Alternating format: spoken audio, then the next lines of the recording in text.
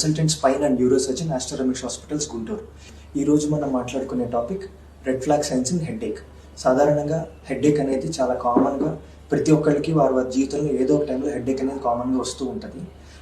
కానీ a headache మనం సీరియస్గా తీసుకోవాలి, ఎటువంటి సందర్భాల్లో మనం హెడేక్ వచ్చినప్పుడు డాక్టర్ని సంప్రదించాలి అనేది మనం ఈరోజు మాట్లాడుకునే టాపిక్. దాన్ని red flag signs in headache అంటారు.